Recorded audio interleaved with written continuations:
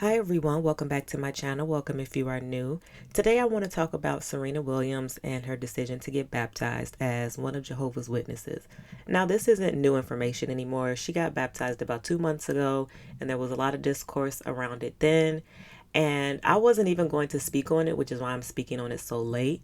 But the more I let it sit with me and I let it marinate, and then I saw her accepting an award at the NAACP Awards, and I just felt compelled to talk about this. So, first off, this was not anything that was really shocking. Serena Williams has been affiliated with Jehovah's Witnesses for a long time because her mother was a Jehovah's Witness. I believe she converted around the 80s.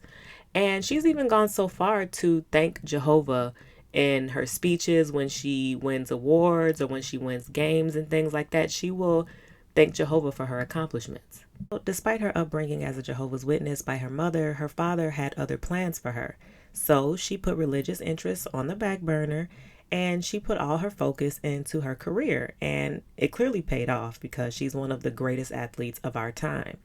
So now, after retiring from her career, gaining fame, success, awards, wealth, and even starting a family, now she has circled back to the organization and decided to dedicate her life to it. So the reason I wanted to talk about this is because I do know that people who have never been Jehovah's Witnesses do see my videos.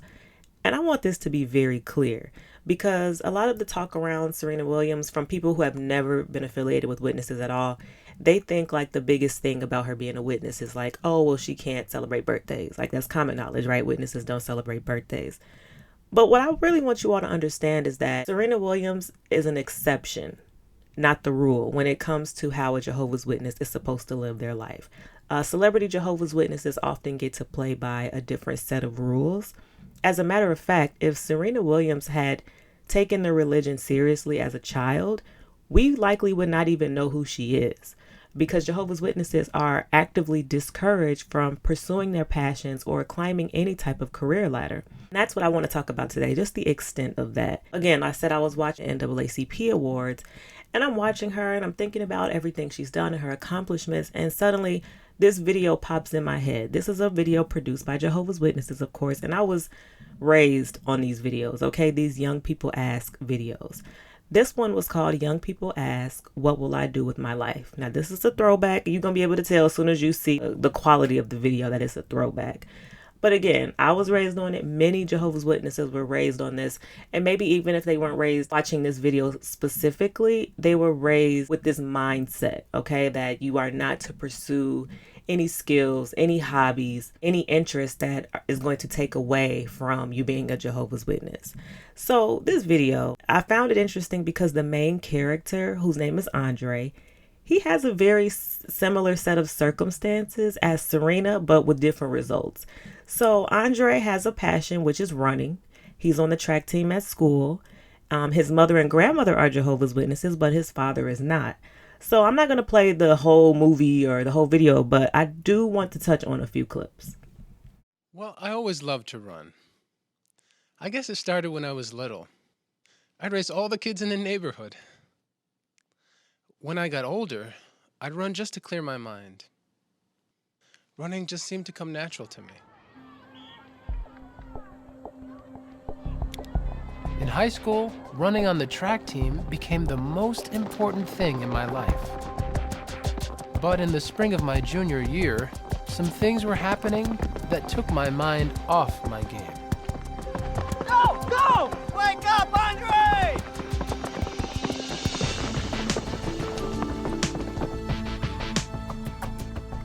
My mother and grandmother had become Jehovah's Witnesses. I wasn't baptized yet, but I knew it was the truth. The more I learned about the truth, the more I questioned how important running should be in my life. So here the video opens up and it pretty much lets you know right away that Andre has a dilemma because he loves track. It's something he's really good at and he really enjoys doing it. But his mother and grandmother have become Jehovah's Witnesses.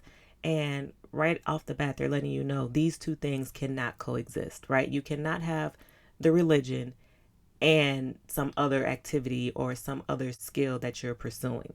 And they really drive the point home in this scene where Andre is talking to his mom. But your grandmom and I, we have another concern. I know your dad supports your running, and I'm trying not to interfere. I don't want anything to become more important than your relationship with Jehovah. Can I love running and Jehovah? Do you remember what Jesus said? You cannot slave for two masters. You'll end up loving one and hating the other. Son, I know with Jehovah's help, you will make the right decision. Well, no, Andre, you can't. Let them tell it you cannot love running and Jehovah. You have to choose one, which really makes Serena Williams thanking Jehovah in her speeches really ironic, because it's like, technically you chose tennis over Jehovah. So, again, this is by the religion's logic, not mine. By the religion's logic, you can't have both. So Jehovah technically wouldn't be helping you win those games, or he wouldn't be helping you get these achievements because they're not religious achievements. But I digress. As this video goes on, Andre befriends an elderly man in his congregation named Brother Fleisig. And Brother Fleisig also had a talent. He was a swimmer. And he had even stated that at one point he wanted to go to the Olympics. So he was obviously really good.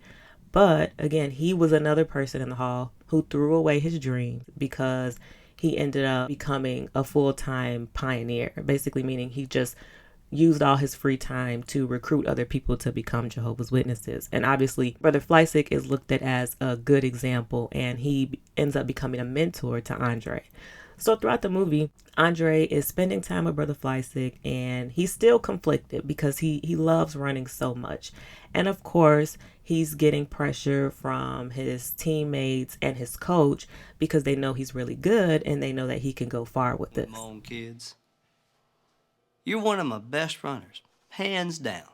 If there's anyone on this team that's got what it takes to be a winner, it's you. This isn't about some little high school race. It's about your future.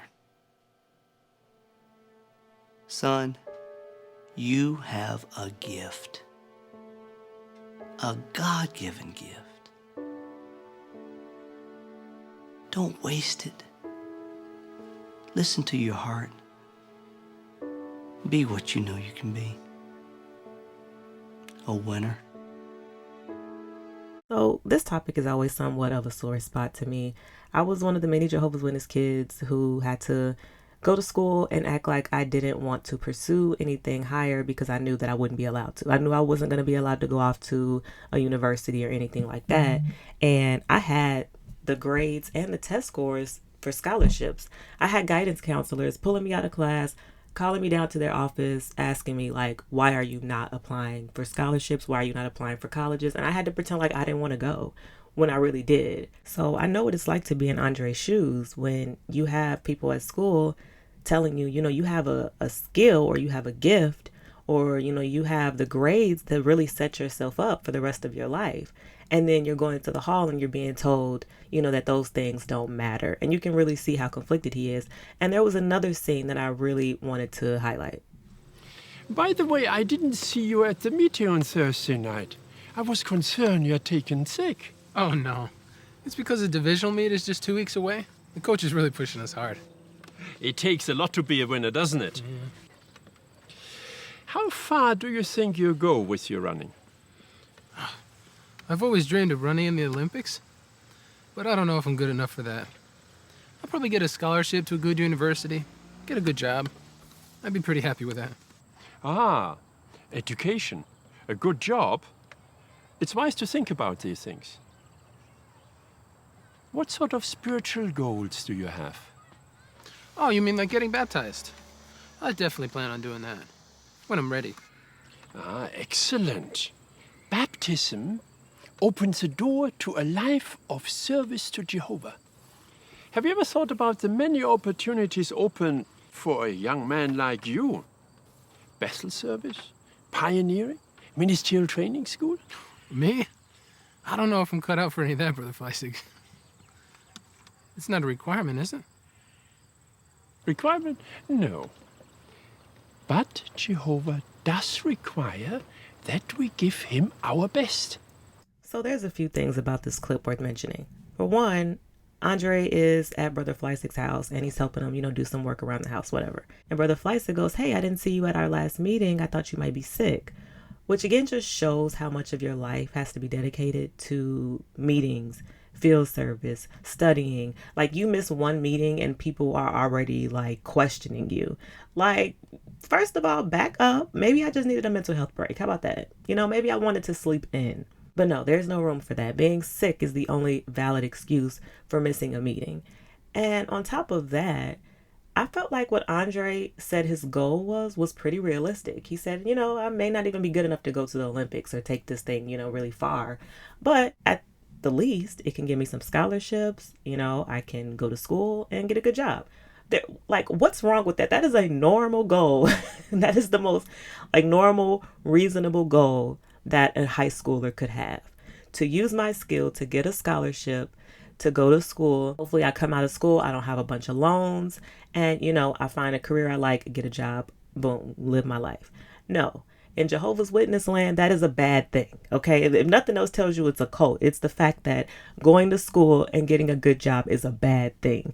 And Brother Fleissig immediately has to redirect him. Like, okay, well, what are your spiritual goals? Like, forget all that education stuff, okay? Forget all that good job, all that. What are you trying to do to further the organization's interests? And even then, Andre is like, baptism, like, yeah, that's cool, whatever. And Brother Fleisig's like, well, what about this? And what about that? What about this? And Andre is like, that's not a requirement, is it? Like, he's looking like, this might be a little bit too much. I may not have signed up for all of this.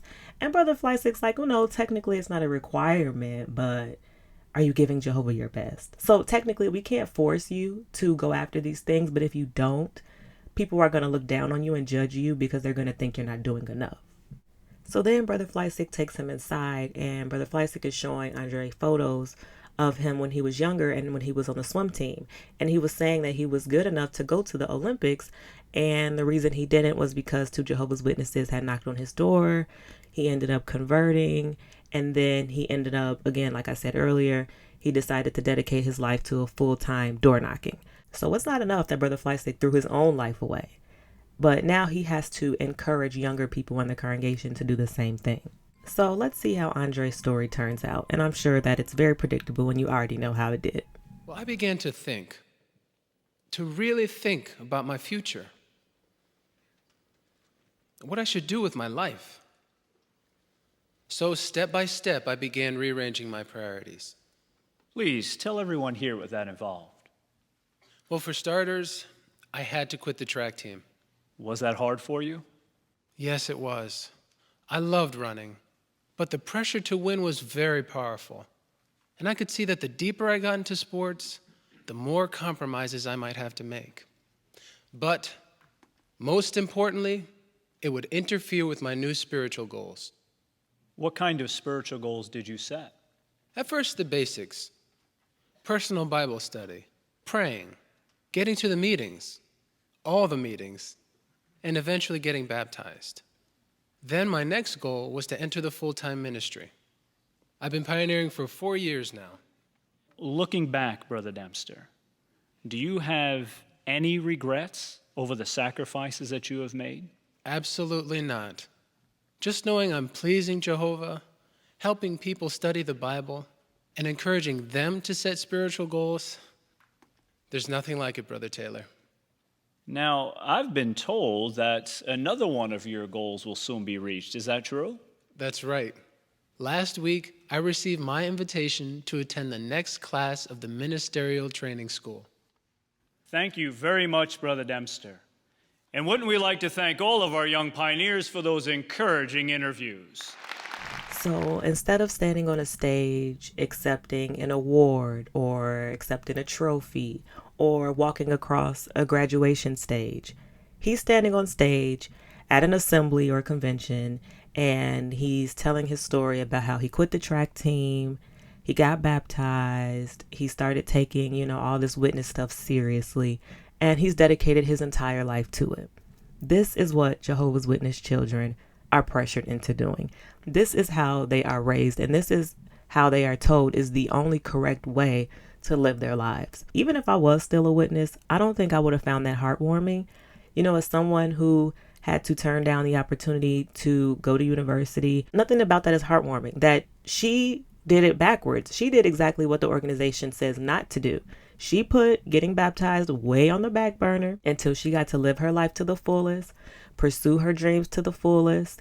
And then she came back around after that was all said and done and it's like, okay, I'll give this witness thing a try now, or I'll take it seriously now. I'm really not sure why witnesses who threw their entire lives away for this are applauding. The one argument that I saw was that, well, you can see Serena Williams has it all. She has the money, the fame, the accomplishments, and all of that. And she was clearly still missing something because she still decided to get baptized after all that was said and done. And I would argue that all that shows to me is just how powerful brainwashing and mind control is, that she could go all these years and still believe that this is the true religion. To me, it just shows me that no one is immune from the effects of mind control. Even if you're rich, you know, that none of that matters, that you could still be susceptible to it. And again, she did everything else that she wanted to do first. So, you know, in the event that this religion is a sham, spoiler alert, it is, she at least got to live her life. You know, she still got to do what she wanted to do. And the rest of us are just SOL. You know, even in the Caleb and Sophia videos, which are the videos that they make directed toward children, all of the lessons are revolved around putting kingdom interests or putting the religion first. They're taught how to go out in field service, how they're supposed to behave at the Kingdom Hall. They're taught to donate to the Kingdom Hall. They're not to associate with kids from school. They need to find friends that are in the hall. You know, this is what the average Jehovah's Witness child is going through.